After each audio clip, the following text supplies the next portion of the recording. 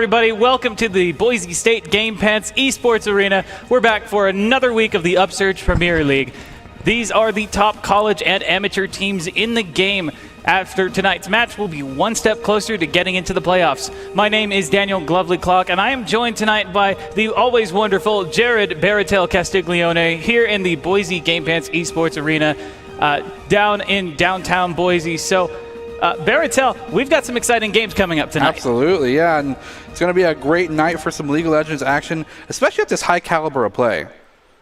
Definitely. There might be about 70% of the teams that are amateur, but do not take that amateur tag to mean that these teams are any lesser. These teams are all coming in with some very impressive stats, and Boise State actually struggling here, currently 0-2 as far as their win-loss record goes. Yeah, out of these best of threes, we've actually only been able to pick up one map, one particular round, and we're struggling to find our way to get back into the groove of things, but we might be able to with some of these new patch notes.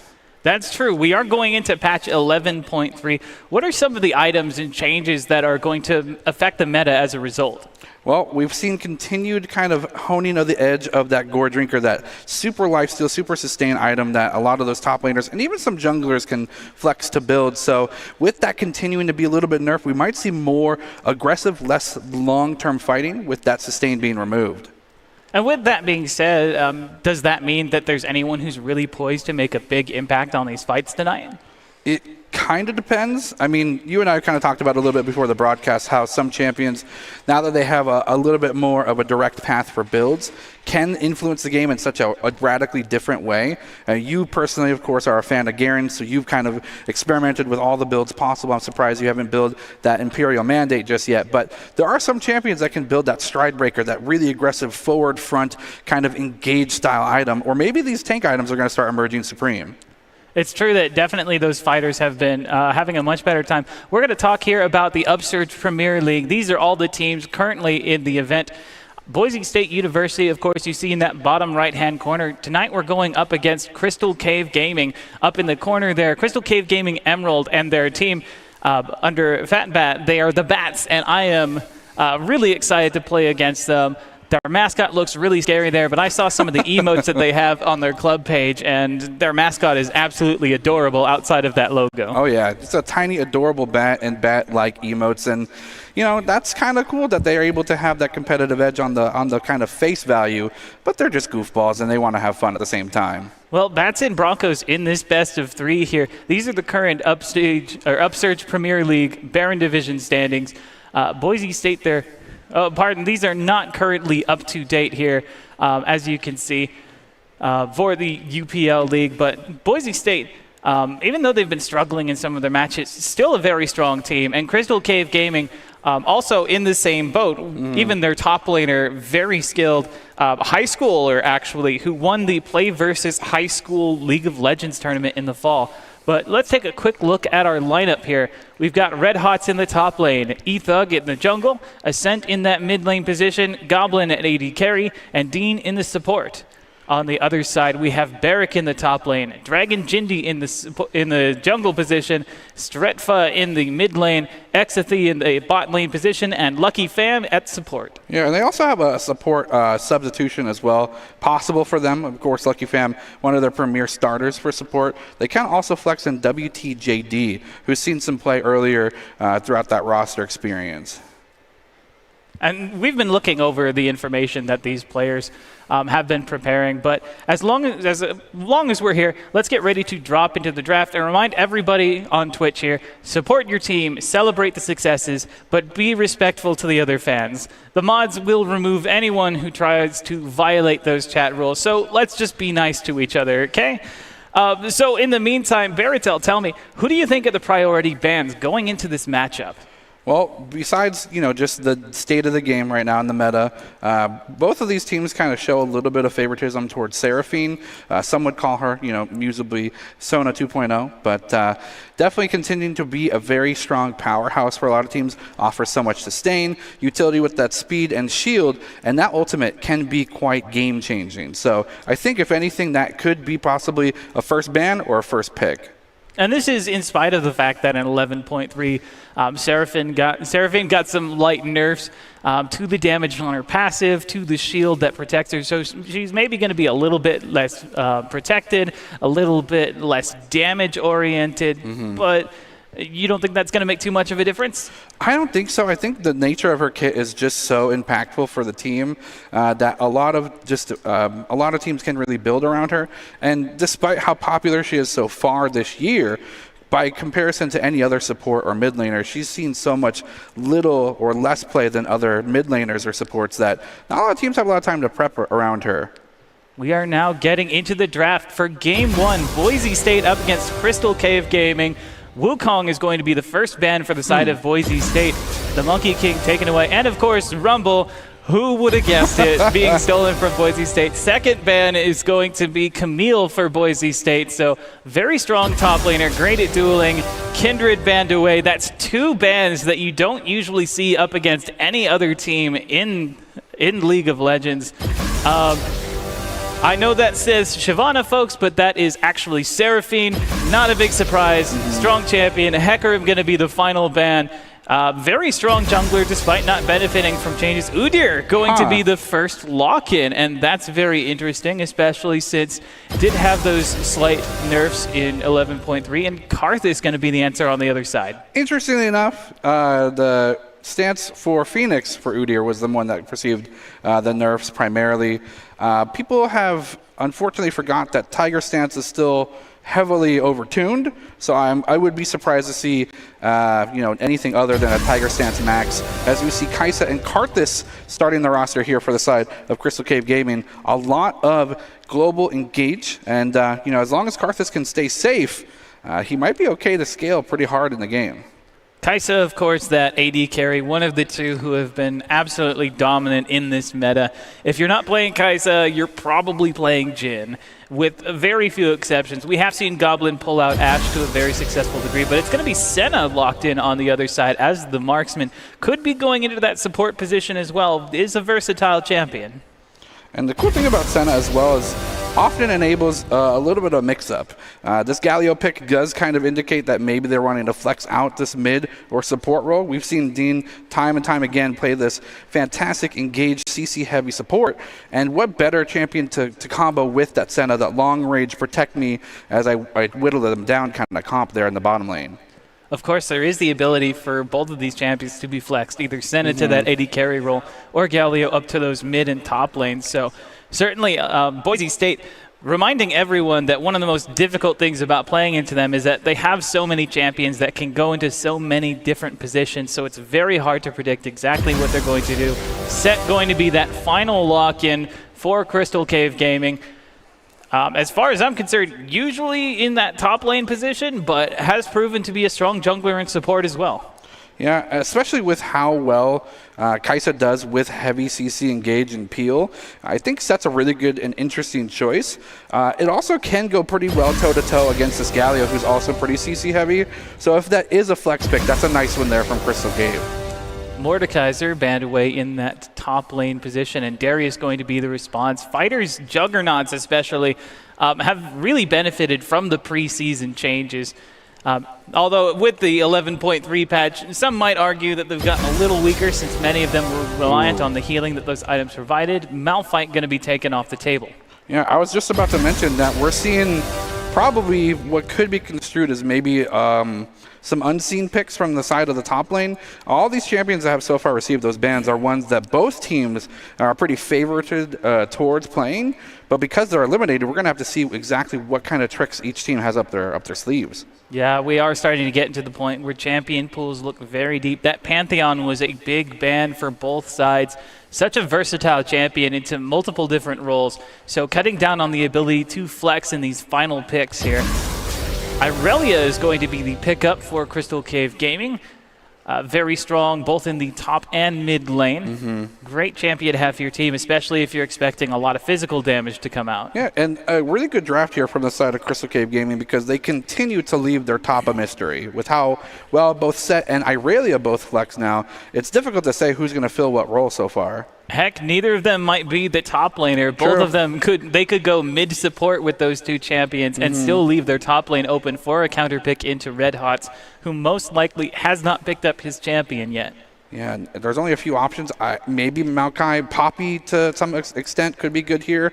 The only problem is it's only for the kind of counter ability towards Irelia. So if you can't get that lane matchup, Poppy does do pretty well against a lot of different champions, but picking it first, not the best idea. So instead, we'll see the Gnar here, which most definitely, or I'll say 90%, is going to be top lane because, again, Boise State is just so hard to predict sometimes with this draft. And Soraka is going to be the last one there. Great healing for their team. I predict probably some grievous wounds going to be seen on on the other side of the map, but not a champion that we see very often due to her vulnerability. Aatrox is going to be the answer on the other side, so probably grievous wounds for both teams here. Not a big surprise. They've been popular choices in the meta, but it is going to be that Gnar top lane. Do you think it could be Soraka support, or do you think Soraka could go even into the mid lane? I think it's possible. Another thing to note about these kind of matchups as we kind of try to predict what's going to happen, Gnar has an incredibly difficult time against Irelia. Mini Gnar is one of probably the most exploitable champions in the game because the base health of that champion is just so incredibly low. Irelia, even I guess Aatrox to some extent, as long as they can land those crucial CCs and the dashes, Gnar's going to have a pretty hard time in that mini form. But that's just it. You have to be able to land those. Yeah. And Gnar is pretty good at kiting, dodging damage. Even just looking at the teams here, which you can see on the bottom of your screen here, both of these teams really look like they're looking for team fights. Yeah, and it is going to be a little bit more of a controlled style here from Boise State because, as we've already mentioned, the Gnar needing to be able to dodge things, playing perfect mechanically in that regard. But the one thing that Gnar has to worry about is that rage bar. And if you go Omega a little too early and get that crucial ultimate offline right before Dragon spawns or right before a crucial team fight, you're losing a huge part of your entire draft. So, Baratel, tell me, who do you think had the best draft between these two teams? I honestly think with how powerful Karthus can be if protected, which it looks like the roster from Crystal Cave Gaming can do, I think that the level of scaling that they have as far as a team is better in the long run. I think that Udyr can fall off maybe towards like level 16. Gnar does kind of fall off a little bit. Senna, as well as the insane amount of healing from Soraka, could be the saving grace, but if I had to give it to a team, I'd have to give it to Crystal Gaming. It is definitely going to be a question of early game versus late game. If Boise State manages to pull off that lead early on ahead, it's going to be very hard in order for Crystal Cove Gaming to be able to catch up. But they do have that danger, especially if the Karthus goes for a Dark Harvest style of build, right? And kind of adversely as well, with how powerful a skirmisher Udyr is and how aggressive we've seen Ethug play in general, if this Karthus gets found out repetitively, there's no chance for them to scale. So it's just a matter of warding, deep warding, rotations, kind of the main style of the game for both teams. We are now going into Game 1. Boise State up against Crystal Cave Gaming here in the UPL League of Legends series. We're going to talk about exactly what happened in some of these last matches. We'll take a quick look at our match from the matchup last week. Boise State took on UC Davis. And it was a good one to watch because a lot to be learned here as we're shortly going to see. Boise State really still trying to find themselves a way to put themselves up in competitive. And to be honest, a lot of the time it's just a mere matter of inches or pixels, if you will, for them taking these W's. Well, let's have a quick look at exactly what happened. San Diego State with quite the unique comp here in this win or go home game for the Aztecs. The Broncos lead.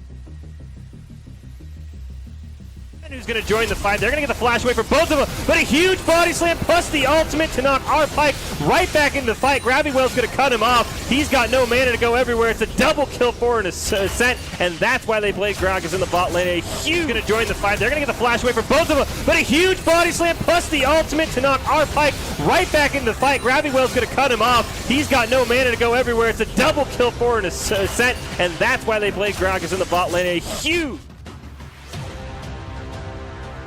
down. Wildgrowth going to be forced out onto Peter Lee. Huge Ash Arrow snipe, and it's a 2-for-1 for Boise State. Teleport is going to be committed here by Sen Knee. Picks Goblin, meanwhile, just farming. Etha gonna bait him right into Dean. Body slam's gonna knock him up. Here's the teleport from Red Hots. Can he get in range for the taunt? Huge haymaker's gonna land. Explosive cast knocks him aside. Showstopper's not gonna work. Boise's jump right onto Chemo here. His entrance is going to be used. They're going to land right onto Psyche Glitch. He does have the Blast Cone available, but he's going to get rooted up and taken out. Ethug's going to have to run away on very low health. Paddle Star electrocute. Good night, Peter Lee. Chemo going to try and run away. Paddle Star is going to come out. The flash from Ascent. It's a double kill for him. We saw why the Zoe was banned away in game. Kaisa in the back line, body blocks come out, huge double taunt, explosive cast to separate the team. Send knee picks on the back line. Haymaker gonna almost eliminate Goblin. There's the showstopper as well. He'll flash away, and Boise State's gonna pick up one. Chemo now has to try and teleport away. There's the sent in on the back line. Polymorph is not gonna matter. It's a double kill for Red Hot. Boise State missing one for the clean ace. They'll seize the tower. Out here by the Dragon. Send knee picks dropping incredibly low. Kimmo barely staying alive. Lamper Spite is going to come out. Shadow Realm used, but it's not going to be enough. Hero's entrance will come crash. Hey everybody, welcome back. We saw for a moment exactly why some of these picks were banned out up against Boise State and the flexibility that they bring to their champion pools. Yeah, and in addition to that, we also see that maybe they were able to get some of those kind of last remnants pick for their comp to work out. So they might be missing some of those initial first pick pieces, but they still found things that are congruent. Definitely. I'm very excited to see exactly what they're going to pull out in this upcoming game. Really excited to see how that Udyr plays out. We've only seen Boise State play that champion once before. You mentioned earlier that it does tend to fall off a little bit in that scaling, but how do you think it tends to impact the composition for Boise State? I think it works really well for them. I mean, they're able to use a lot of those early aggressive tools for their benefit. This is Doc's Keys to the Game for League of Legends. Understand your composition, understand your win condition, respect their spikes, and play your game. Doc's Keys to the Game are brought to you by Count. Count's Identity Trust Global Network delivers real-time fraud prevention, account protection, and enables a personalized customer experiences for more than 9,000 leading brands and payment providers. Quick and accurate identity trust decisions. Learn more at count.com. I mean, I'm going to. I need to. I think it's important. Being protected and being safe not only is an important thing for Count, it's also a really good thing for Crystal Cave Gaming, because if that Karthus again gets found out, they're going to go bankrupt. So if the Karthus is really the focal point of Crystal Cave Gaming, how do you expect this Karthus to play? Where does the Karthus look for ganks? How do you expect to get those Dark Harvest stacks so it can scale and become a late-game monster? Interesting that you mentioned that. I don't think Karthus has any intention of ganking pre-6, and the way that they gank is by using that ultimate.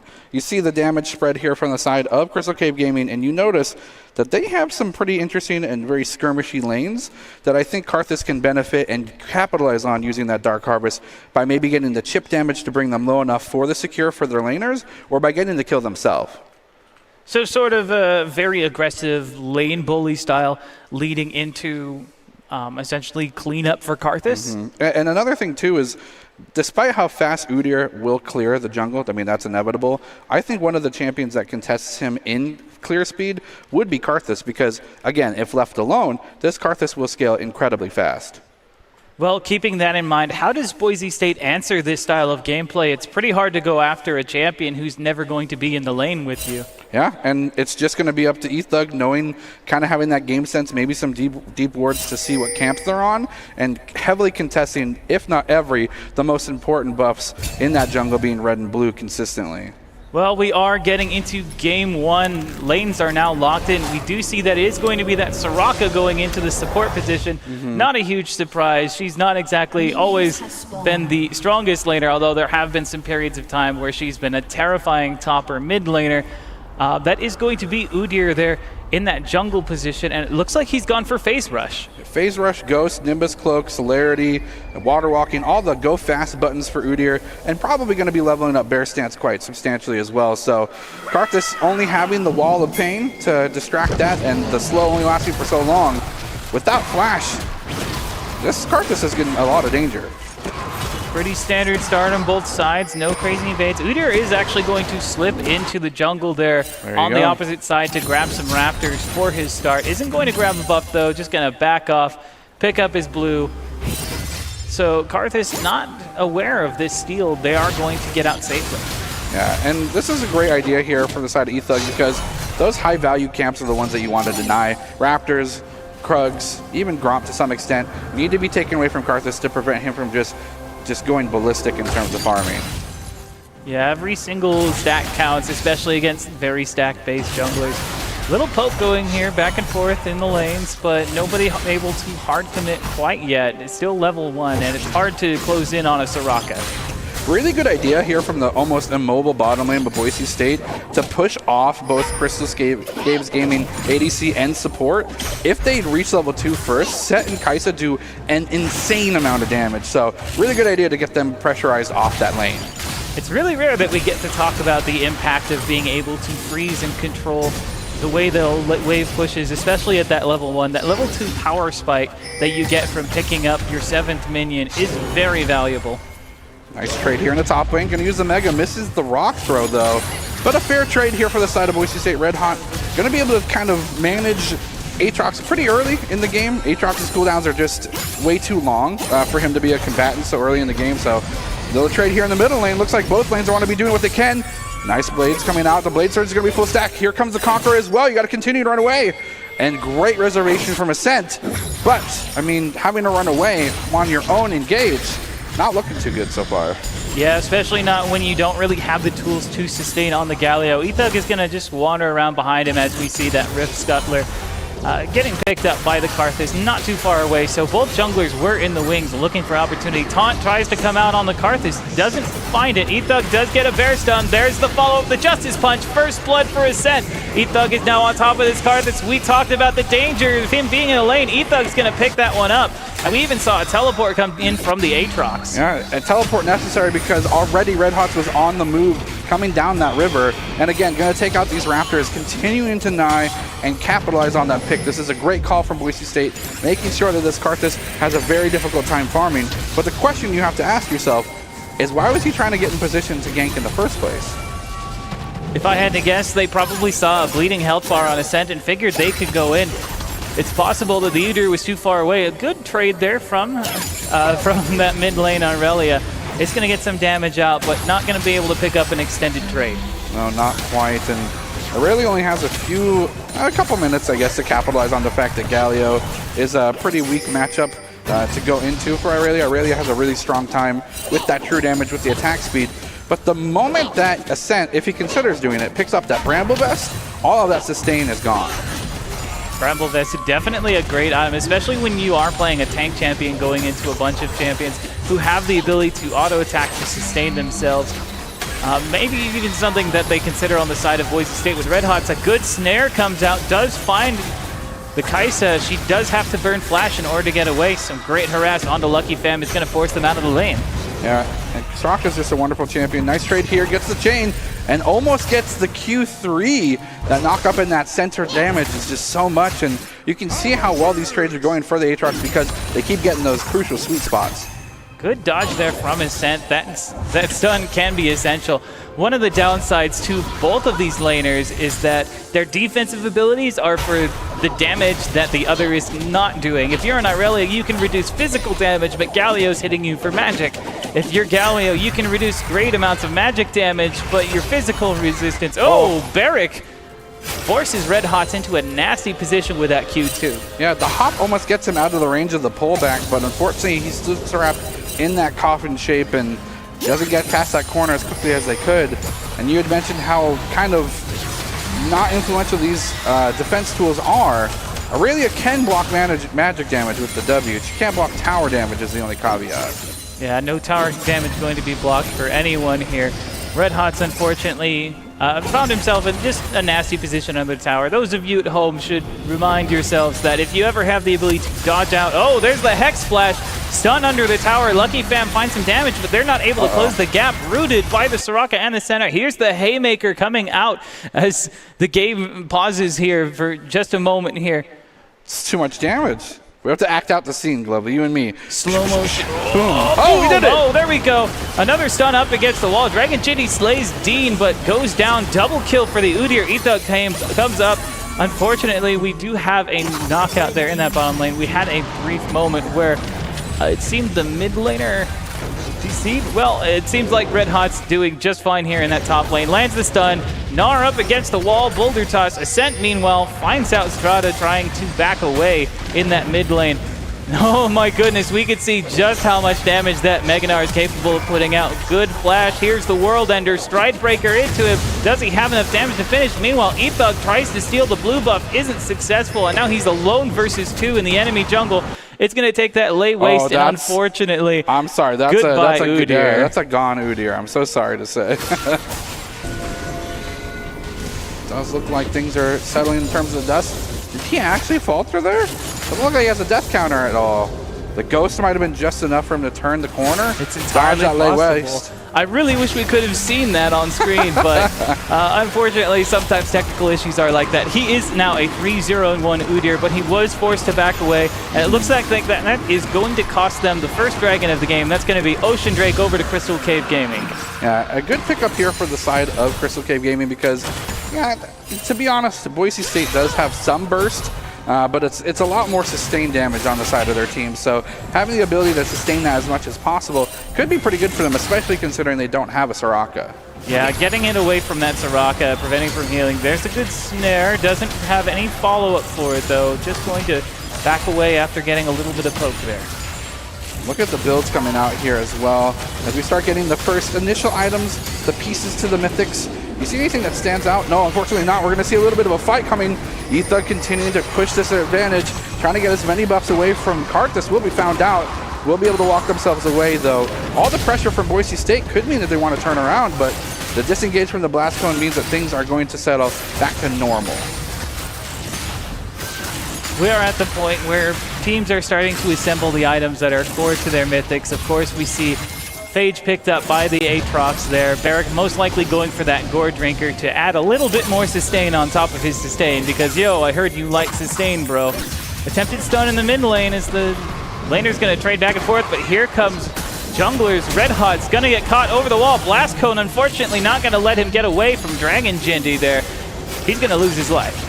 Yeah, and it's interesting that Karthus is picking up so many eliminations while not having to use the Requiem yet. So they still maintain that global pressure and the ability to influence other lanes, while now they're on the aggressive front. They're invading Ethug's jungle and managed to pick up a kill for it too. They have managed to take Karthus' life a couple of times, though, getting those eliminations onto him early. But this is Karthus we're talking about. If he goes down, that just means he's getting to use his passive, and he's been making great use of it so far. Yeah, having an unlimited amount of mana is a dream for any champion. Sans Garen, I guess. Well, an unlimited amount of mana, you know, is basically what he has. That's true. No mana at all. Is 0 unlimited? No, there's a limit to it. I mean, if you don't have to spend any mana for your abilities, you effectively have unlimited mana. So up in that top lane, Red Hot's shoved back a little bit under tower. Bit difficult, of course, for Red Hots to play safely into that Aatrox. We talked earlier about how you have to dodge so many skill shots from that Aatrox. If you can, you win, and if you don't, you're going to take a lot of damage and heal him up so much. Yeah, those plated steel caps are coming in clutch right now for Aatrox because they're just able to turn away the 3-hit passive, not really able to do much. Might be able to get 2 or 3 procs of it, and then it'll start adding up. That Fury does so much damage. And we see here, Mega Gnar will shortly be online. Will Red Hots do anything aggressive with it? Looks like he's just going to use that health gain. Continue the boulder toss, maybe get some chip damage. Gonna go for the stun, actually. No hop to follow. He's not going to use that ultimate yet. I think he's conserving it for maybe a team fight here. His Dragon should be on the menu shortly. Ethug's going to say, I have a different menu entirely. Here comes Set as well for the backup, the 1v2. And Kaisa said, no chance. Rampage for this Udyr. And he's going to continue to scale super early in the game. That is the Chemtech Hex Tank? Gosh, I can never... It's the Chempunk Hex Tank? Yes. There we go. It's basically what the old Righteous Glory used to do. Gives you a huge movement speed boost towards your targets. Perfect for Udyr, who's trying to go as fast as possible. So 4-0-1 on that Udyr now.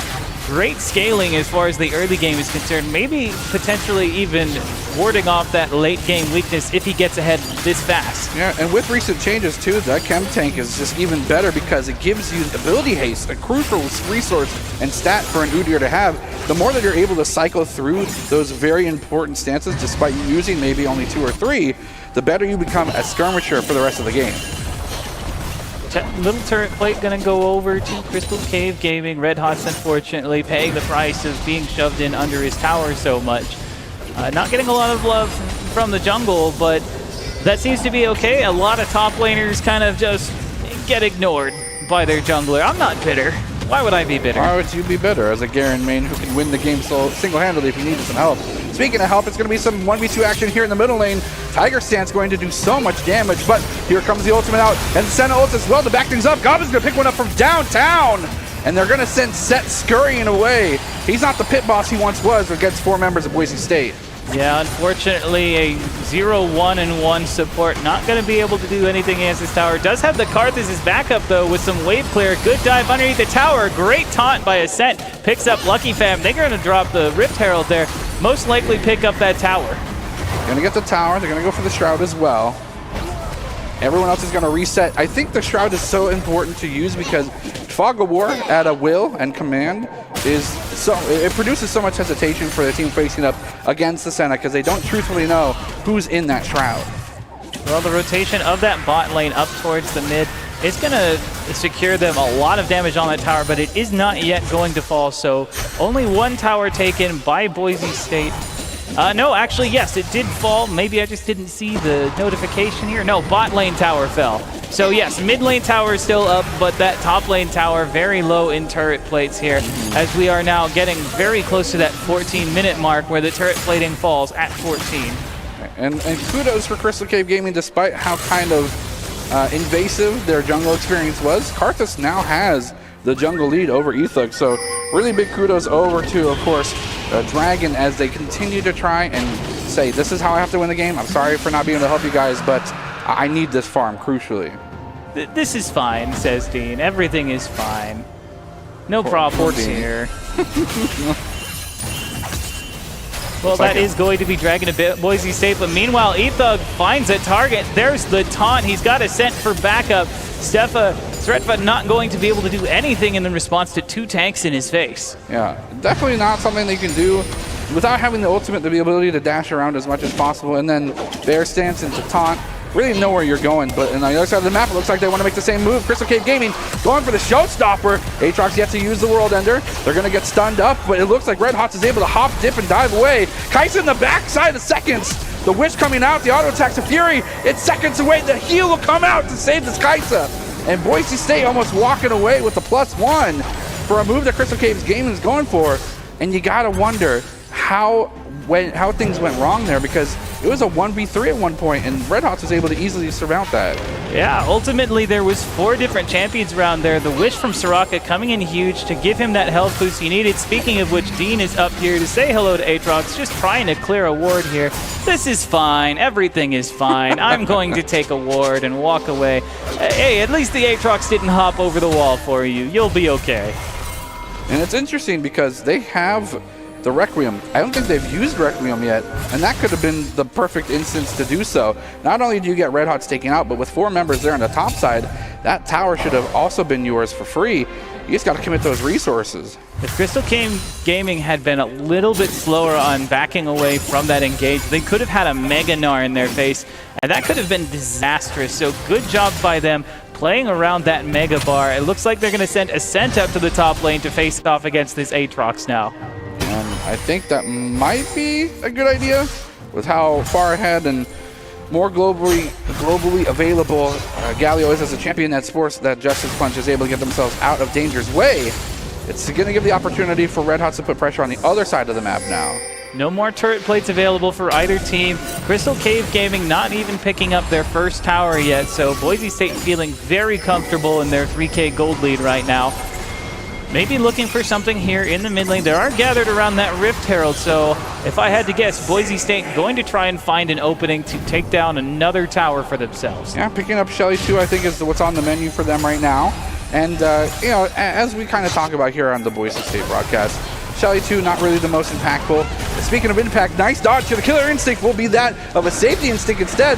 TPing the bottom lane, there's action in the top lane. Ethug will run himself to safety, but in the bottom lane, it's 1v2. Here comes the Aurelia ultimate out. Here comes the Prey Seeker missiles as well.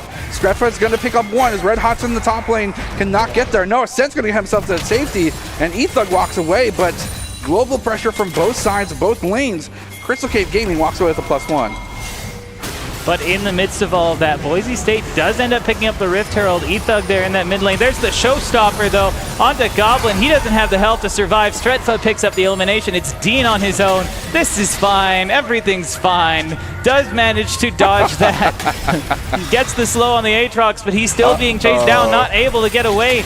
Dean, can he escape? Certainly taking a punishing amount of damage. Tries the silence, does not get the root, though. Incredibly low health bars here. Flashes over the wall. Uh-oh, he's getting called down for the Requiem. Barrier saves his life. Stretfa walks around him, completely misses the target. Oh, but Barrick attempts a Q over the wall. That's going to be the elimination. Good try, Dean. Darn Requiem and being seen globally, they were able to pick it up and use it for a great amount. It's going to Ethug. He's going to go in 1v3, going to get blasted, and Ascent also trying to go in to defend and going to get shoved back down, flashing out to save themselves. A little bit of a zealous move here for Boise State, but you got to be able to try and make plays like that when they just use so many resources here on your support. Yeah, gold lead is being evened up by Crystal Cave. They are going to take that top lane tower. No one to contest Barrick there. On that Aatrox, now 2-0-2 with that Gore Drinker available to him. At this point, most champions are starting to pick up their big mythics, with the exceptions of a few who don't necessarily build them first. And Red Hot, who has been struggling all game, still doesn't quite have that Stride Breaker available. Yeah, that's very unfortunate, because with how much power you get, being able to get an extra dash here for that Gnar, get even better positioning for that huge game-changing ultimate, being put back on the back burner in terms of gold gain, it's kind of sad to see. Walking through, picking up their wards, everyone's preparing themselves for this this next dragon here. It is going to be the Cloud Dragon for the third dragon, and total dragons of this game. So Cloud Soul, extra movement speed, ultimate cooldown reduction. It's a great dragon to have. Maybe not if you're Udyr specifically, but for the rest of Boise State, a great dragon to have. It's absolutely perfect, because he actually has one level in Phoenix, so at will you can get that huge amount of movement speed in order to maintain both the Ghost, the Nimbus Cloak, the Celerity, the Water Walking, and also that Chem Tank as well. And did I mention Bear Stance? I mean, 700 movement speed is not unfeasible at all for Ethug right now. I mean, certainly, it's a great thing to have. Hopefully, it'll be one of the few things that sticks around when Udyr gets his rework, which is going to be coming up next year. Rift Herald dropped in that mid lane. They're going to get a sizable chunk onto that tower. They are going to actually pick up the tower itself. Meanwhile, an attempted taunt there on the bot lane, but here comes the grab. Ultimate coming through from Galio. This fight is spread across multiple members, but Varric now on a killing spree as they chase down this this Karth is not able to close in on him, taking so much damage. The members of Boise State now getting chased down. Ascent the only one left. He is going to get shut down. That's the ace for Crystal Cave Gaming. Yeah, and what a fantastic stopwatch here from the side of Karthix. But again, Barrick tearing things up, getting 5 resets on that World Ender, meaning that they had 120% life steal on abilities and attacks. They were nigh unstoppable, and that's simply because Barrick was able to get backline access. Look at this fight. You have the taunt here, but it misses on the Aatrox. Aatrox has to peel back after Karthus' Zonias, but this is after the damage is already done globally. Barrick had eliminated both our bottom laners here for Boise State and continued to get reset after reset, Gore Drinker after Gore Drinker, and he walks away from the fight at 100% health. We talked about the ability to protect that Karthus. He does have a very impressive front line, but we also forgot to talk about that Zonia's Hourglass and popping it at the moment he did to protect himself. Got him so much value as the team wasn't able to close on top of him, and they all stood on top of him, taking that damage, slowed as they were trying to retreat, and that allowed the rest of his team to follow up to create more appeal for them, and Boise State just not able to get away. You like to call yourself a Garen fanatic, and I'll never deny it as such. Any information you bring forward related to that champion, I'll take as law. I consider myself something of a Udyr fanatic, maybe not a perfectionist, but I think in team fights like that, especially with how much Aatrox wants to dive your backline, you simply just need to use that extra movement speed to cycle as many bear stance procs as once. It's a 2-second cooldown on the stun. You continue to rotate around who's threatening your backline, keep them safe, and then you can start doing the damage. There wasn't really a lot of protection for Boise State's backline.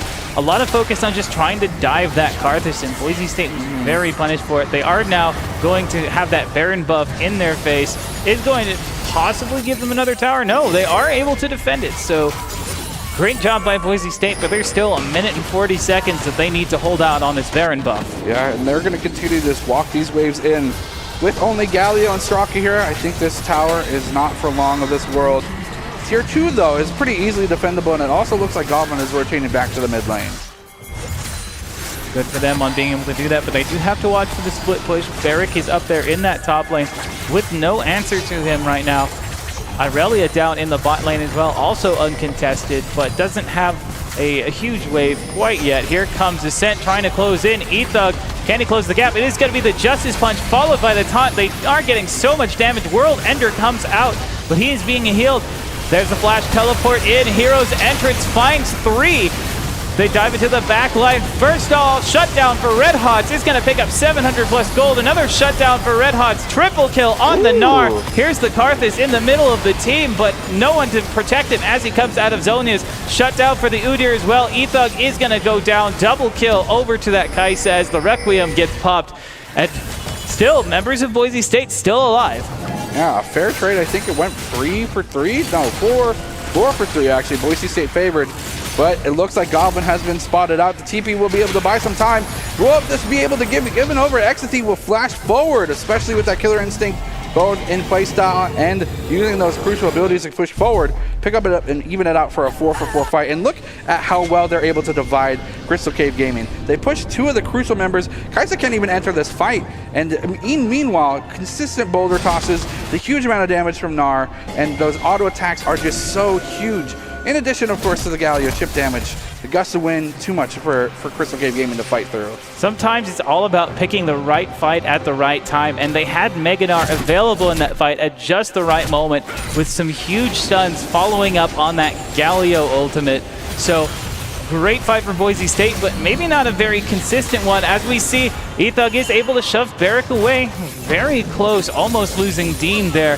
Red Hots there going to be in that bottom lane, feeling much better after picking up 2 shutdowns and a triple kill in that last fight. That Stridebreaker going to be huge as well. We've talked about how well it is as an engaged tool for other champions.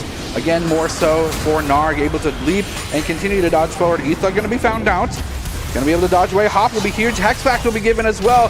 And they might be looking here for the Gnar. The push back into the wall can be huge. Bear Stance will miss as Phoenix will be chosen, but the boulder toss and the damage is done. Aatrox now half HP, not able to be as hyper-aggressive as they've been this game, and a great pick opportunity for Boise State, and they utilize it to great effect. That was a tower deep. There's the snare onto Aatrox. He is rooted, going to be able to survive. Here comes the flash into the team.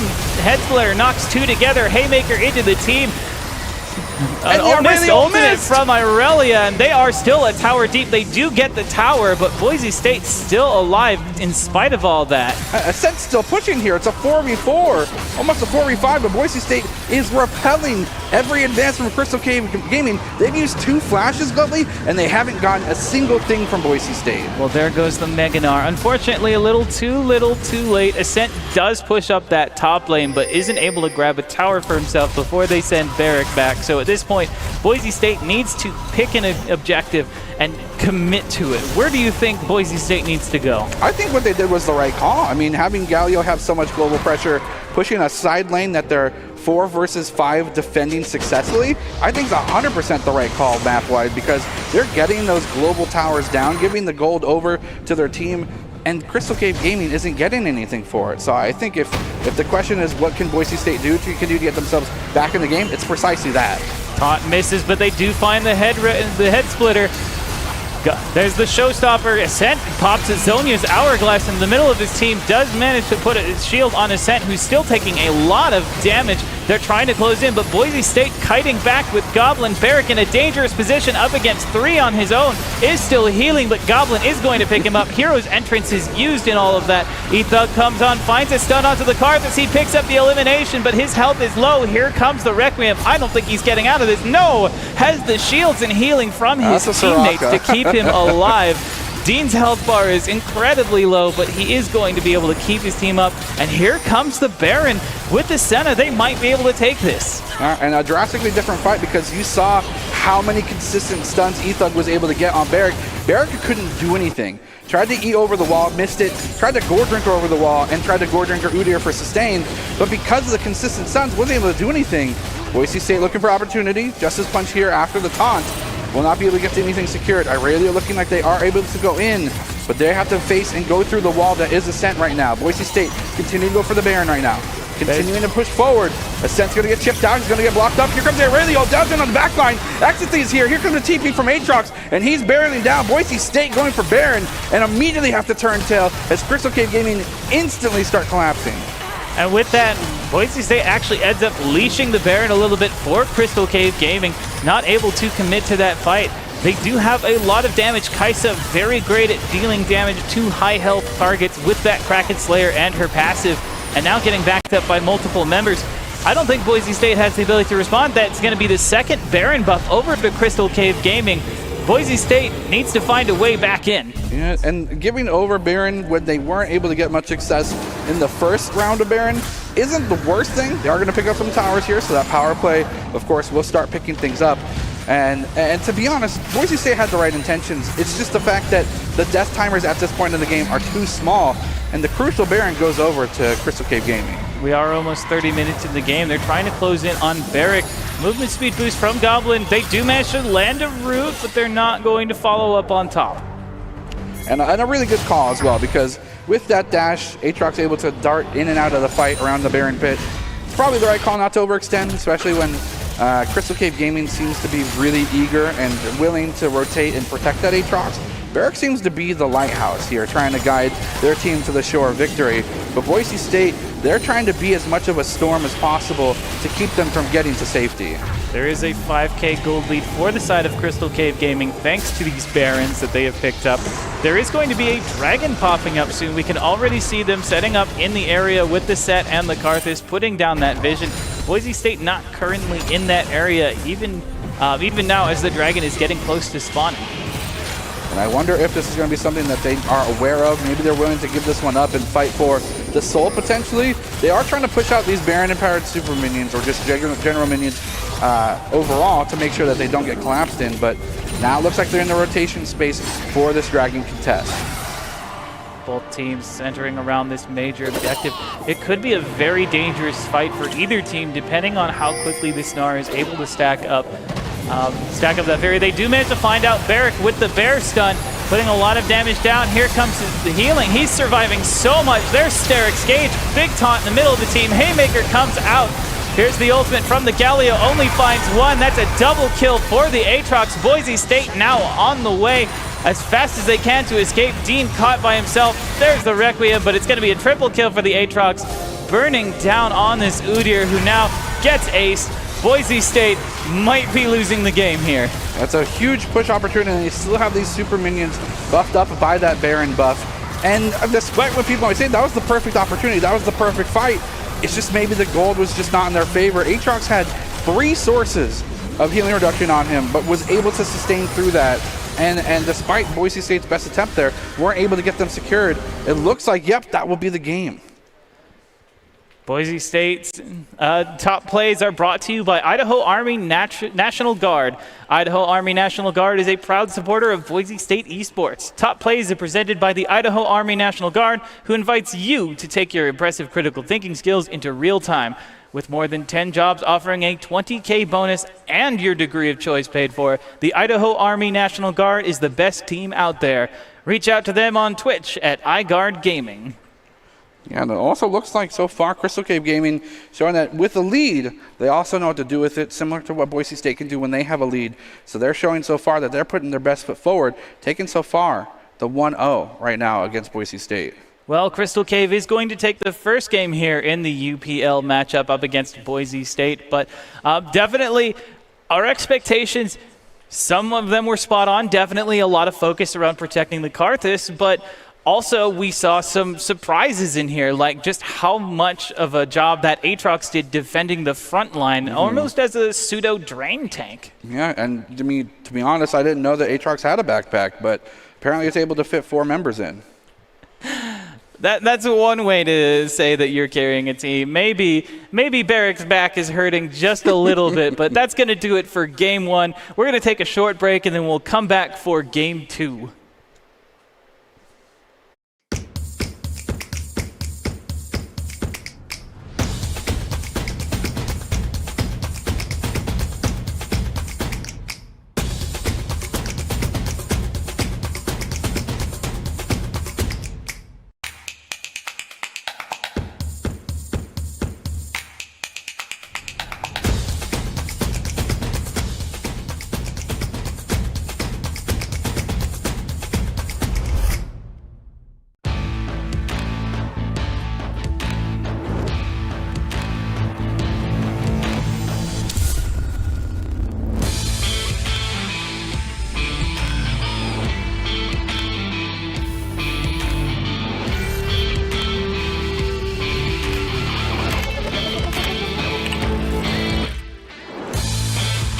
Legendary parts for legendary wins.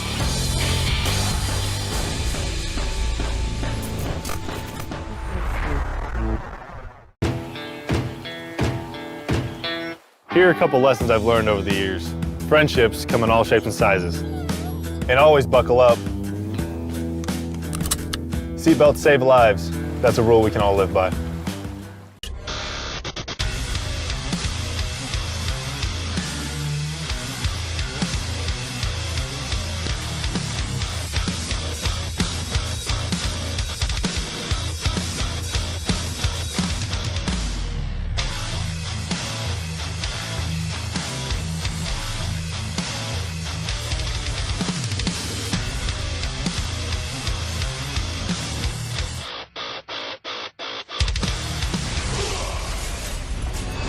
Visit NationalGuard.com to begin your guard adventure.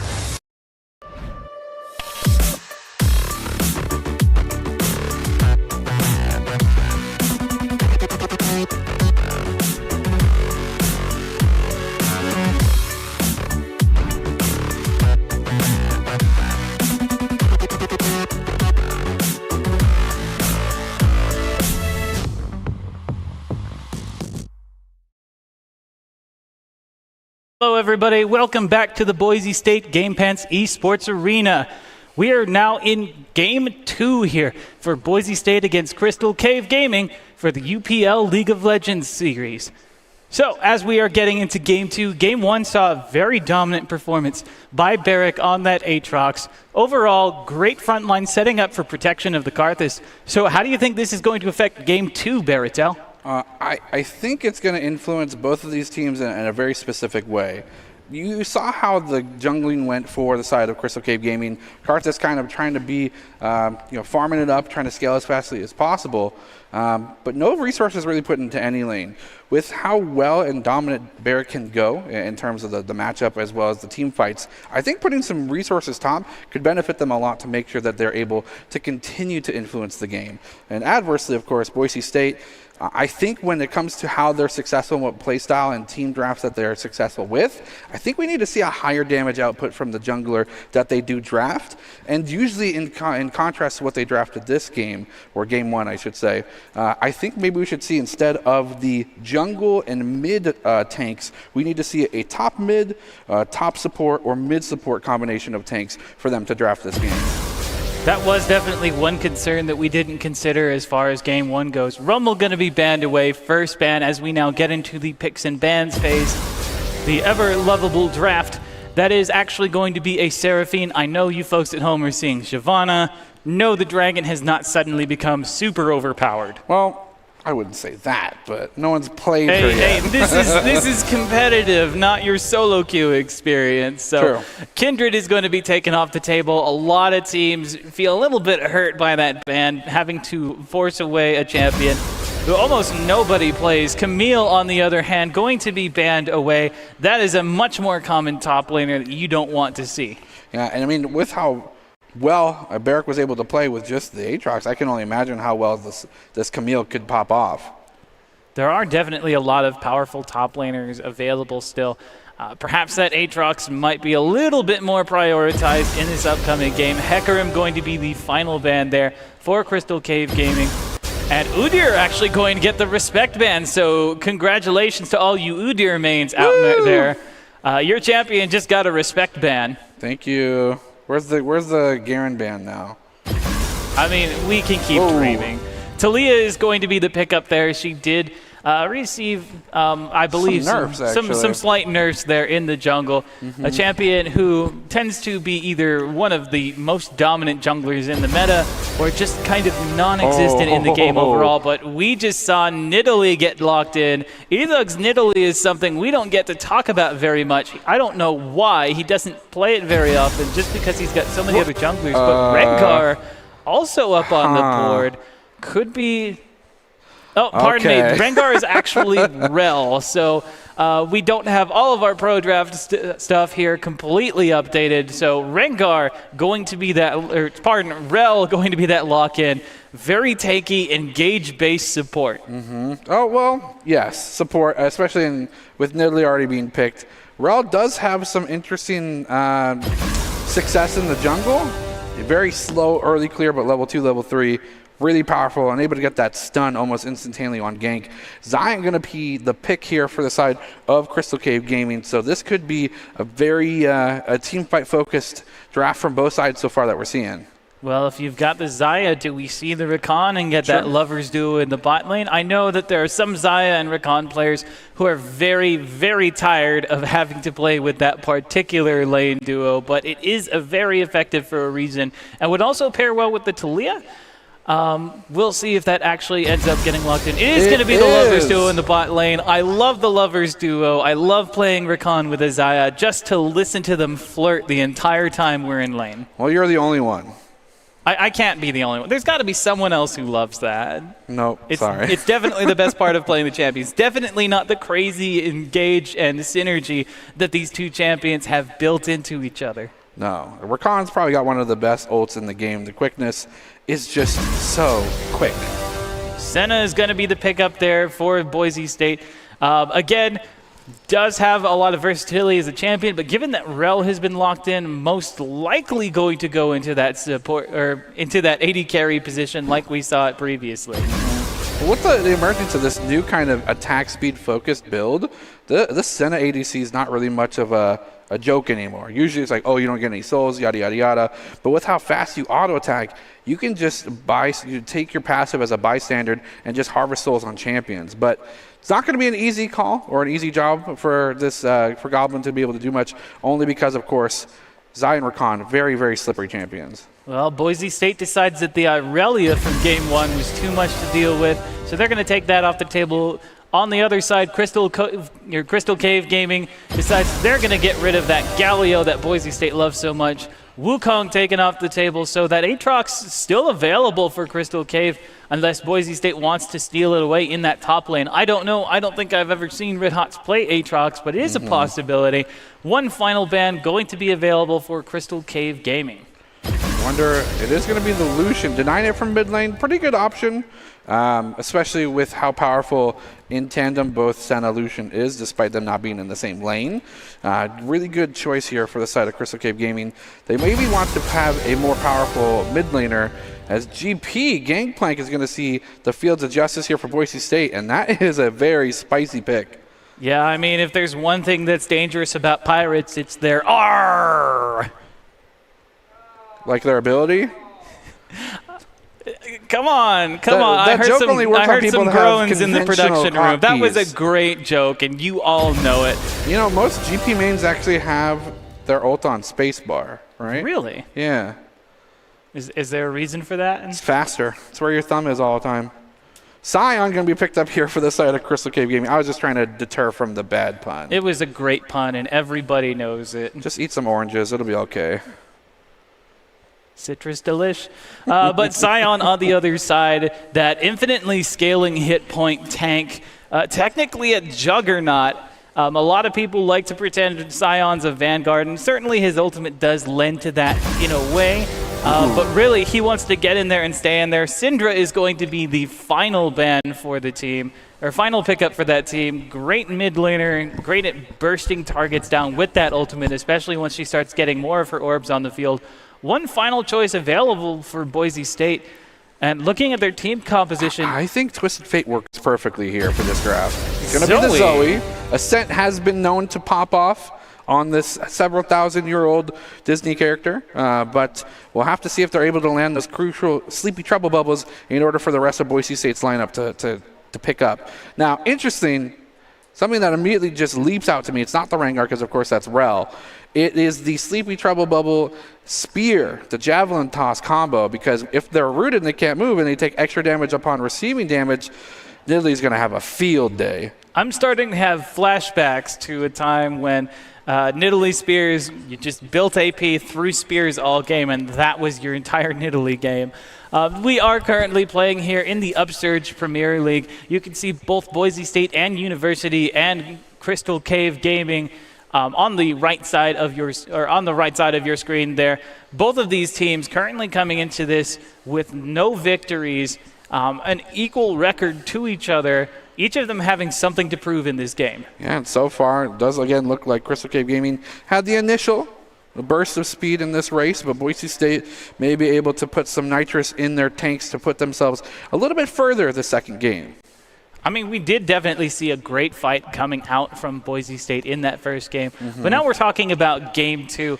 And I have to start asking questions about some of these picks that Boise State has pulled out. We've never seen the Rel. I think Gangplank is something new out of Red Hot. So how are these champions going to play into the usual Boise State strategy? I think it's interesting. We haven't seen the Rel on the main roster, but I think it's something that's been scrimmed because the Boise State orange team, and the blue team kind of combating each other. We've seen Woojin completely dominate the pacing of the game with this Rel champion. So I think a little bit of practice has gone into that on both teams.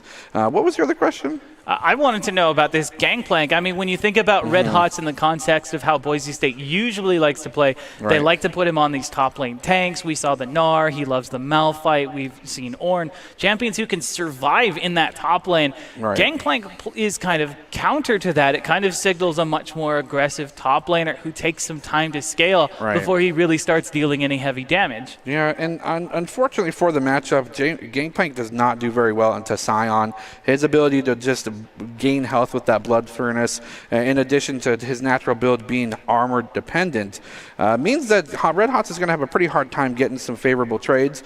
What he won't be stopped from doing is that farming. Scion would have to completely overextend themselves, which might be the name of the game for Boise State, to capitalize on Barrick's maybe big ego after the success of last game, pushing down and over-aggressing to get some kills on Red Hots, and Ethug could be right there in the wings for that counterattack.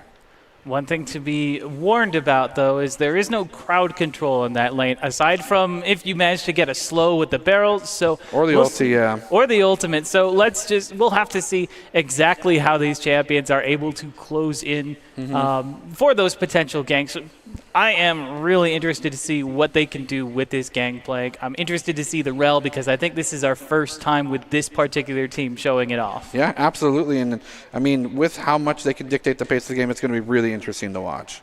This is our lineup for tonight.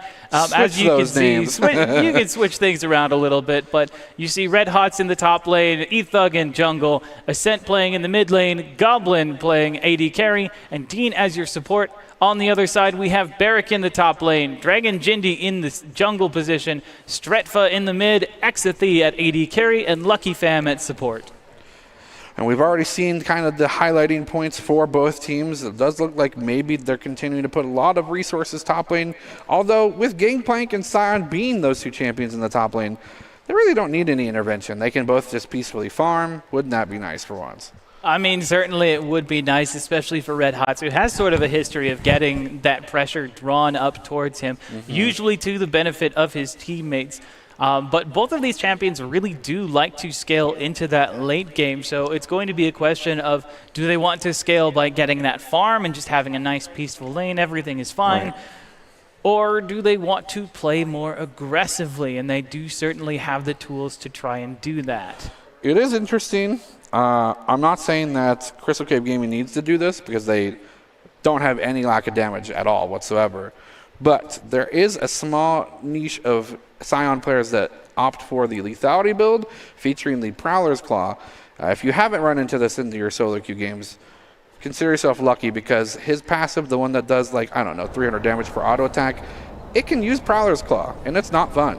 We're going to take a moment to check out some of the big plays from our previous game. No, actually, we are going to continue talking about what our plans are for this upcoming game. So other things that you think are very important to this upcoming draft? I think it's no more it's so more important for Ascent to land those Sleepy Trouble bubbles because that's kind of the main source of CC that they have. Of course, we're all offering a bit of that, but it's only the main thing that Nidalee can piggyback off. So I think if they're able to rotate in duo and tandem, it could be pretty big for them. Yeah, definitely a lot of danger from that Sleepy Trouble Bubble Spear combination. Here we're getting a couple of replays here from our previous game. We saw that Udyr and Galio combo be huge in such a big way, providing CC off of each other's into these combos. And of course, Udyr just managing to keep a consistent damage output throughout all of it. So Yeah. both of those champions really big with each other, and both of them banned away for this round. Yeah, and another thing to note, we already mentioned it in the draft and early stages of the game. Look how powerful and dominant this Udyr's performance is in the early game. Early skirmishing, global ultimates here from Goblin to help things up.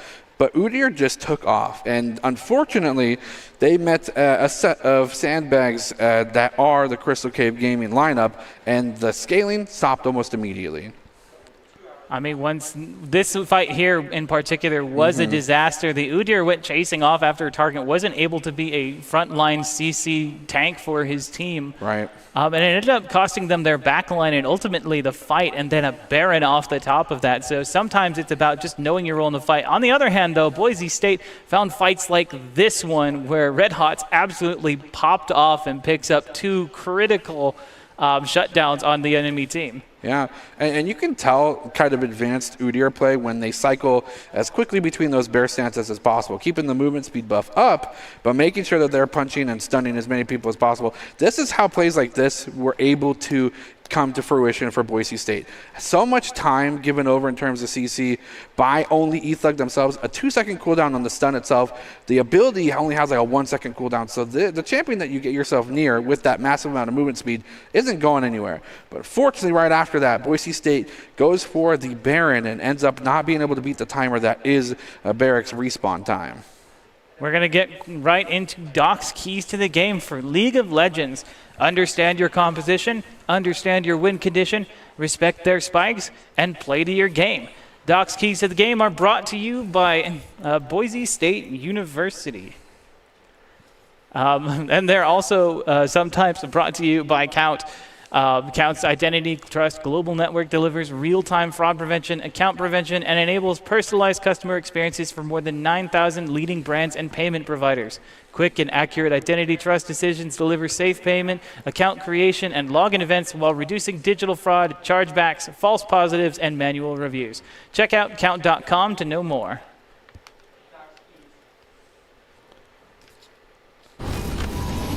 And now we're going to go straight into game number 2, Boise State against Crystal Cave Gaming. One win currently over to the side of Crystal Cave, so Boise State looking to tie things up and take it to game 3. And I mean, despite maybe the draft changes, I still think that most of the intention and possibly the play styles that both teams kind of emerged with that first game are going to remain consistent here in game 2. So an interesting thing worth noting, Barrick has not picked up any items. Sometimes I think you just forget your items and wander off the lane, but it could also be some sort of early game strategy. Maybe you think you can try and pick up an early kill, use the extra money to go back and buy some extra items. Always a possibility, but of course not having those items means you might be a bit far behind once the lane phase starts. not really much of a Scion player in my recent days, but in the past I know that you can invade red buff, knowing that the jungler's not starting there. Take it by dying, using your passive. By the time your passive's up, you can TP both with your surplus of gold from not buying anything and be able to combat your top laner. But it doesn't look like to be the case, as it looks like Crystal Cave Gaming is actually going to do the invading. Boise State rescinds to the blue buff. Might see some horizontal jungling here. All right, we do see that Scion is down in that jungle, actually taking care of the Raptor camp as opposed to some sort of buff. Okay. So interesting decision there. We do see the Nidalee coming back through, though. Might be trying to find out this Scion. Oh. Giving an early kill over to Nidalee could be very bad. We do see also a swap here. That top lane actually going to be gangplank into Zaya and Rakan. Ethug taking a lot of damage trying to clear this buff. He does have a ward on top of him, and the Scion is watching. Maybe gonna go and try for something cheesy. Does let the fully charged Q. Ethug misses the Q, and now he's caught out. Both of them forced to flash, but here comes Rel. There's the spear out, jumps in, first blood. Now you just have to survive the Scion. But first blood over to the Ethug, as well as his first Dark Harvest stat. Wow, Dean actually gonna go down. Wow, Varric going to pick up his first elimination of the game after getting first blooded. First elimination, 9 CS, hasn't bought an item. It's going to be interesting to see what they start. It doesn't really matter, though, because whatever they build is going into a 1v2 lane, so you really can't get much of an advantage by this. And look at this early level, like 3, level 2, 3v1 under tower. Gonna be Red Hot to be knocked away into the stones. Dragon gonna easily pick up that kill as well. So 2 kills going in to the side of Crystal Cave Gaming's bank. Boise State picking up 1, but a fantastic start for Crystal Cave Gaming. And this is what we were talking about early on. A lot of teams try to focus that top side onto Red Hots, and when he's not playing a tank, he doesn't have the durability to survive something like a 3-member gank. And of course, Talia able to very easily follow up off of Rakan. Thankfully, though, Boise State's bot lane is able to put the pressure onto Varric there in this bottom side of the map, already going for that turret plate. I wonder if Ethug considers doing the same as Dragon, because a 3v1 is a lot better than a 2v2, only because you have so much more of an advantage. And we've seen how easily just the Javelin toss can burst down the Scion. I wonder if they've opted for just armor so far in the lane. We do see that he's playing the invasion game. Nidalee sitting around in that bottom side bush, so we could see a dive here.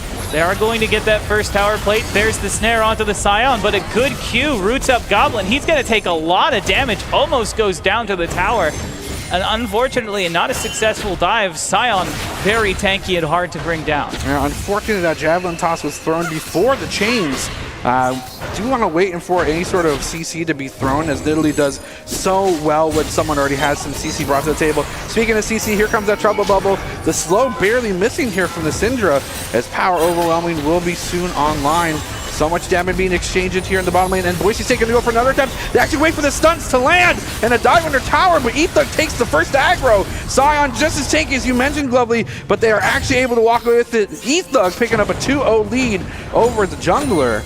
And this could be signs for Boise State's success as continue to feed that kitty. They did have to spend an Ignite in order to get that. And Goblin has a very low health bar, but is able to stay alive in spite of the danger of that tower dive. But speaking of tower dives, Red Hot now caught out underneath the tower. Dragon Jindy gonna find his second elimination of the game onto this Gangplank, who is just getting mercilessly bullied. And it's so easy for them to do, because Rakan gets the shield, has the Guardian for extra shielding. The amount of damage both Zaya and Talia are able to put out on a stationary target is just huge. We saw here the Goblin was low and he decided to stay for CS. Will this be a punishment opportunity for the side of Barrack? No, as Senna just has too much soft CC to keep Zion from going in. That will soon change around the level 6 mark, though. I want to point out Talia still hovering around this top side of the map, and Red Hot's now only 8 CS as a Gangplank here at almost 6 minutes into the game. That's got to be feeling real bad. Yeah, and especially comparison, I do believe that looks like to be 30 CS here for the side of Barrack. So they are able to punish him, but it's taking a little bit longer for Boise State to get that Scion's health bar dwindled. And it's just so easy for the tower dives to happen here for the side of Crystal Cave Gaming. Especially with that Talia kind of setting up a tent there in that top side of the map. They have so much ability to engage on that. This lane swap really benefiting their team. committing to that Scion, just being able to take hits in that bottom side of the map. Dark Seal being picked up as well as Boots, meaning that Taliyah is going to continue to try and be everywhere, or just continuing to farm and then rotating as quickly as possible to that top side. But I think this is a great call from Boise State. They know that Taliyah's been favoring the top side. They look towards this Mountain Drake, and this could be the crucial amount of defenses that both Red Hots and the rest of the team need to sustain this kind of 3v1 dive potential. Certainly a Mountain Drake would be very useful to have for your team. Sleepy Trouble Bubble misses. Red Hot's finally getting some of the farm he needs as Boise State closes down on this dragon. There's no contest. Boise State is going to pick up that first dragon for themselves. Yep, and a nice amount of damage. We saw here that Ascent was positioning towards that bottom side of their lane, or top side of this bottom river, to make sure that Cinder couldn't walk in, get some maybe scatters, and do so much damage in CC. The top jungle is almost, forfeit. When it comes to how powerful this top two laners are, as well as this Taliyah, it's almost not worth it for Ether to go up there. Sleepy Trouble level land, no paddle star to be given, just the auto attack for a little bit of burst damage. Gonna force a potion out of the side of the Syndra, which could be good in the long run, because the less sustain that they have, the more viable that this Zoe Nidalee potential duo have to burst them down. It feels to me like Boise State has completely given up the top side of their map to this Taliyah. Now jungling vertically, we can see Taliyah is actually, Nidalee and Scion are actually meeting up down there. Goblin here does manage to find a root onto a target. There's the knock-up. It's dodged by the Featherstorm. Pulls in Exathy, slays Goblin. Already a 1-0-2 lead into that champion. Dean does not have the damage to answer back, but is tanky enough to be able to walk away. I think it might have been the unexpected Sheen proc that came through from Xayah 2 times there that bursted Goblin down. That was a great look for the side of Boise State. Gets the root, forces out the ultimate here from Xayah, and then they continue to have CC to keep them in place. But that damage, I think that was a little much. I mean, when you had all the freedom in the world to get your champion ahead up against that gangplank, it certainly feels very nice to have those 2 free assists and all the gold that brings. Speaking of things that brings on the top side of the map, Paddlestar is blocked, but a Nidalee Spirit goes through. Dragon Chitney very low. Dean tries to engage. Knockup misses. Does get the follow-up stun.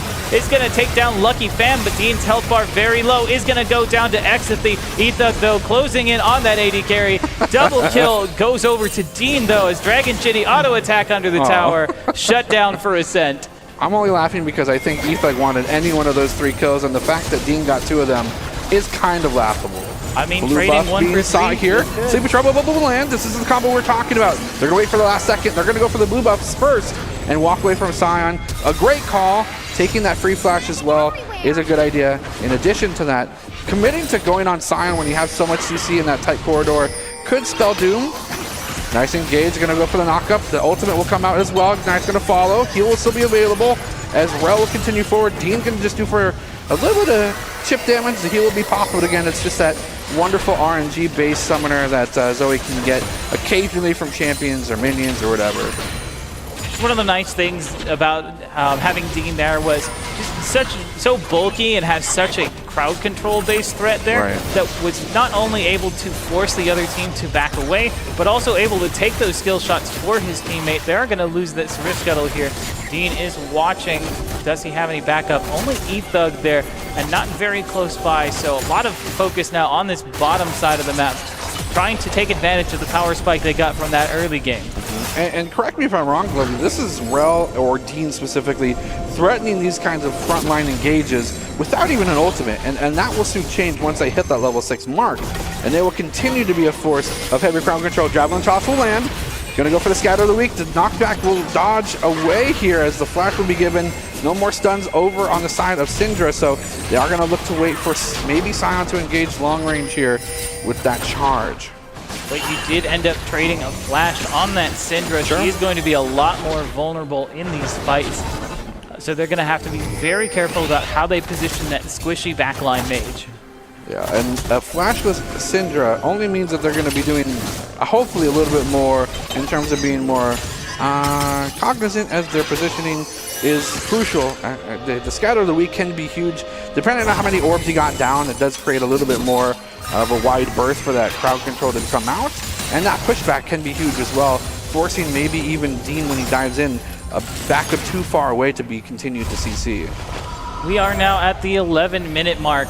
5-5 for these teams. Only one tower down in the favor of Crystal Cave Gaming, one dragon to Boise State, but a 3K gold lead, partly thanks to that farm advantage that they've had in multiple different lanes here. As you can see, it took Red Hot's a lot of effort to pick up the 60 CS that he has, and he's still behind his opponent, who is also harassed. Okay, Boise State wants to set up a death bush. He from the Recon will spot at least one member out, as another member or two will be spotted up from that board. Sion not really have much of a problem here in the top lane, going to continue to push their advantages. Red Hots is, as you mentioned, a little bit behind in terms of gold, but with the way that their passive works, it only is a few more minions for them to be caught up to Barrick. I think they're looking for that kind of tipping of the scales to go in their favor before they start doing anything drastic. Rift Herald comes out in the bottom lane. Weaver's wall used to wall off Goblin, but he stays alive. Nice throws out route. the snare. We also saw the cannon barrage come down, so overall Goblin able to protect himself in spite of not having his support with him. Dean is going to be there on the front line just to ward off a fight. Rift Herald does find a charge, not able to get the tower, but it is enough for the tower to go down to the members of Crystal Cave Gaming.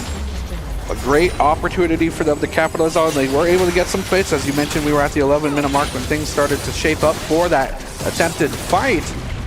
Crystal Cave Gaming using that pressure to maybe put themselves on the fast track towards Dragon. But because Boise State's still here, I don't know if they'll have the opportunity. It looks like they're starting it. And some of the members of Boise State are basing. I don't know if they have any visibility here, any wards, vision. And it looks like they're going to get away with it almost scot-free. Boise State may be looking for an engage opportunity here as their bottom side jungle is now being invaded. Looks like Crystal Cave Gaming will now just walk to the mid lane without any sort of repercussion here. Crystal Cave is sort of just I may have spoken too soon. Oh, here's the engage from Dean. He does manage to pop the ultimate onto Lucky Fam. Isn't able to keep it in place, though. Gets blown up by Exithy. Featherstorm comes out, tries to find a target. Ascent barely survives through the ultimate from Syndra. The unleashed power. Double kill over to Exithy. Goblin caught out in a bad spot. Now, 4 members of Crystal Cave Gaming take those eliminations. Yeah, and the spacing here from Exithy, as well as the members remaining, just gave so much opportunity for constant Sheen procs, and those feather recalls just doing so much damage to the front line, the back line, whoever was unfortunate to get in the path of those feathers coming back. Bit of a dangerous spot for Boise State, now losing they're almost losing their 3rd tower of the game. Only got 3 tower plates for themselves across the entirety of the map as turret plating now falls. Dean on his own. 1 more tower goes down. That's 3 towers to the side of Crystal Cave Gaming to Boise State 0. Overall, laning strategy, I'd say, really worked out for Crystal Cave. Yeah, really accelerated Xayah. Maybe they would have had a worse opportunity in the early game against the likes of that heavy CC combo of that Senna and the Rel. I think it was a great call for them to swap. I wonder, I understand that, of course, we wanted to make sure that Gangplank was able to get some crucial farm and able to get that Essence Reaver online, meaning that they're only 1 item away from really becoming a menace to the back line, the front line of Crystal Cave Gaming, but they bought so much time for themselves with that lane swap. We do see an attempted engage. B-Thug does find out a target. There's Nice a flash flash over the wall, but a flash in response. There's the stun. Dragon Jindy not able to do anything against B-Thug and Teen with Ascent there for support, but we do see a very dangerous situation with a Xayah here. Stredfug gets to pick up Dean, and another elimination. Exithy gonna pick up E-Thug. Meanwhile, the ultimate comes out from the Scion in the bot lane. Goblin on his own against an unstoppable onslaught, and now with the cold, those freezing blows from that Frost Fist, that is going to be the elimination. Barrick picks up Goblin, who unable to kite away. Yeah, we had mentioned before the level 6 on Scion was obtained that Goblin was able to freely exchange with Scion. As we can clearly see, the unstoppable onslaught really negating an opportunity to be kited, and it looks like Red Hots has been found out trying to get some gold of their own. A 1v3, and they are unfortunately able to get themselves out of it. XSE picking up another one, and this is a huge Xayah, but not one that can't be bursted. We see the potential damage from Boise State, both with E-Thug and the crowd control opportunity that they have with the Rel on Dean. So I wonder if they're able to stave off just a little bit longer, if they're able to get some crucial picks here that they desperately need. They do manage to get the Q slow off. Dean using that jump just to try and get out, but ultimately does get caught, uses the ultimate to fall too. Ethug, health bar going so low, throws out a spear just to ward away some damage, and with those bleeding health bars, they're forced to back away and concede the Rift Herald. Yeah, that Hextech capacitor does do a fair chunk of damage, but we're only able to do so much without getting maybe like a harvester or like a rift maker, whatever that build, the item that needs to be built from Ethug, that mythic item. It needs to be done soon, or they might be too far gone in terms of damage. Little skirmish there back and forth between top laners, neither of them able to completely commit onto each other. We do see Ethug coming in, maybe looking for a fight, but again, the Gangplank just doesn't have any reliable crowd control. That's the downside when you want to pull a damage-based jungler into your game, is that you don't have anything to set them up with. So Sion is building some lethality, I see. Yeah, with that Frozen Fist, he's going to go for the cheesy Q. Unfortunately, Red Hots walks right into it. So much damage. With that burst, Varric is going to slay Red Hots. Now Ethug caught out in a bad position between two members. Lucky Fam not able to lock him down. He's got backup, though. Goblin finds the snare. There's the engage from Dean. Hextech Capacitor has not been used. Huge stun. Varric is on a killing spree now. Dean on his own. Double kill to Varric on this Scion. And Goblin, the only one able to get out alive, but I may have spoken too soon. Exit, he finds him on the back line. He's godlike. Goodbye. That's an ace for Crystal Cave Gaming. That shield came out so clutch. The Ignite was ticking down. I think that's single digits for this side of the Xayah, but unable to secure. And it looks like Boise State still making the right calls, but unable to pick up that crucial amount of damage. And that's a surrender from the side of Boise State. So Crystal Cave Gaming is victorious. Congratulations to you, Bats. You did a fantastic job, and you showed us exactly what your team composition was supposed to do. Yeah, phenomenal showing from both teams, both shining moments, and it just looked like Crystal Cave Gaming had a light bulb with a little bit extra wattage here. But again, fantastic job from both teams, showing exactly why they're in this tournament. Definitely. That lane swap is a strategy we haven't seen for a long time, but we've seen exactly how effective it can be in the right composition. Here's a fun fact. Boise State is getting involved in some sweet, sweet fighting tournaments. We're talking about the Beatdown at Boise State, which will be held throughout February and broadcasted live here on the channel. Join Boise State's premier fighting game event, in which Street Fighter V, Tekken 7, Dragon Ball FighterZ, and Super Smash Bros. Ultimate to test your skill against the Idaho fighting game community. Open brackets will be held online with an in-person finals event hosted at Boise State University. Register at smash.gg/tournament/thebeatdownboise-state. You may even see a possibly favored bearded caster there in Smash. And that person may or may not be bringing a pretty mean Ganondorf. I mean, I'm sort of a banjo player myself, so we'll see exactly what ends up happening in that scenario. I'm excited to see. I've been a big fan of fighting games growing up over the years, but also, speaking of fighting, Boise State put up a fight, but really struggled in that second game. Yeah, I think it did kind of come off the hands of that fantastic call to do that lane swap. Got themselves just so far propulsed in the lead in terms of gold and CS that Boise State making the right calls proactively with plays, but didn't have the stats, didn't have the gold to back it up. I do think that if you use that Gangplank up against the Scion and you do get that 1v1 lane, it definitely favors the Gangplank.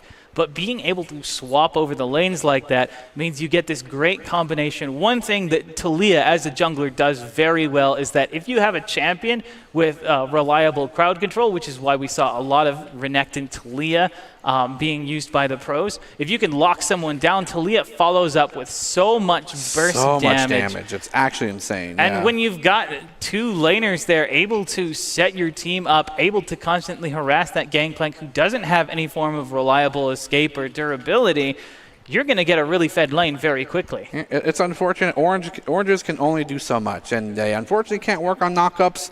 And by the time the knockup was done, you're forced to use that to heal up the big damage you've received.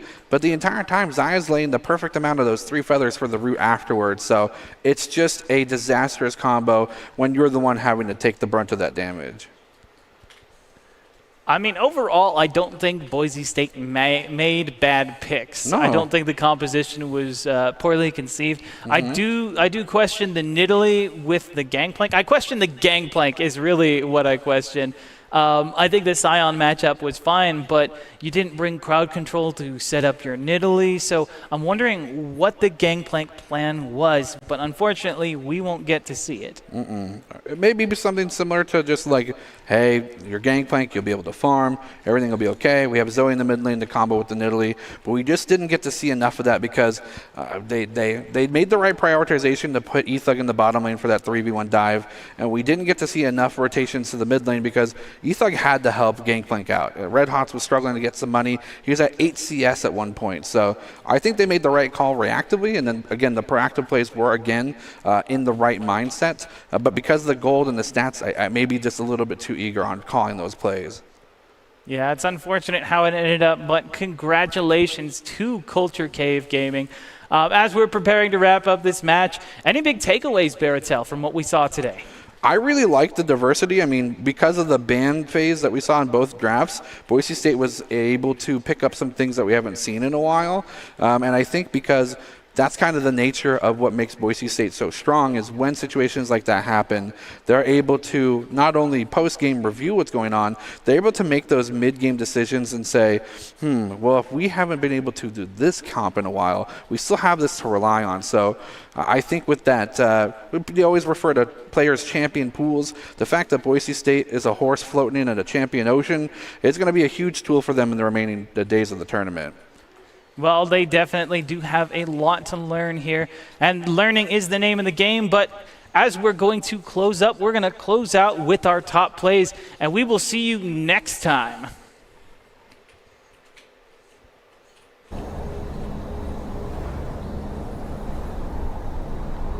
The UPL League. Not too far away, so both junglers were in the wings looking for opportunity. Taunt tries to come out on the Karthus, doesn't find it. Ethug does get a bear stun. There's the follow-up, the Justice Punch, first blood for Ascent. Ethug is now on top of this Karthus. We talked about the danger of him being in a lane. Ethug's gonna pick that one up. And we even saw a teleport come in from the Aatrox. Yeah. Be bitter. Why would you be better as a Garen main who can win the game single-handedly if he needs some help? Speaking of help, it's going to be some 1v2 action here in the middle lane. Tiger Stance going to do so much damage, but here comes the ultimate out, and Senna ults as well to back things up. Goblin's going to pick one up from downtown, and they're going to send Set scurrying away. He's not the pit boss he once was. Shutdown for Red Hots is going to pick up 700 plus gold. Another shutdown for Red Hots. Triple kill on the Gnar. Here's the Karthus in the middle of the team, but no one to protect him as he comes out of Zonia's. Shutdown for the Udyr as well. Ethug is going to go down. Double kill over to that Kai'Sa as the Requiem gets popped. And still, members of Boise State still alive. Spirit goes through. Dragon Shindy very low. Dean tries to engage. Knockup misses. Does get the follow-up stun. Is going to take down Lucky Fan, but Dean's health bar very low. Is going to go down to Exithy. Ethug, though, closing in on that AD carry. Double kill goes over to Dean, though, as Dragon Shindy auto attack under the tower. Shut down for Ascent. I'm only laughing. Does have a ward on top of him, and the Scion is watching. Maybe gonna go and try for something cheesy. Does let the fully charged Q. Ethug misses the Q, and now he's caught out. Both of them forced to flash, but here comes Rel. There's the spear out, jumps in, first blood. Now you just have to survive the Scion. But first.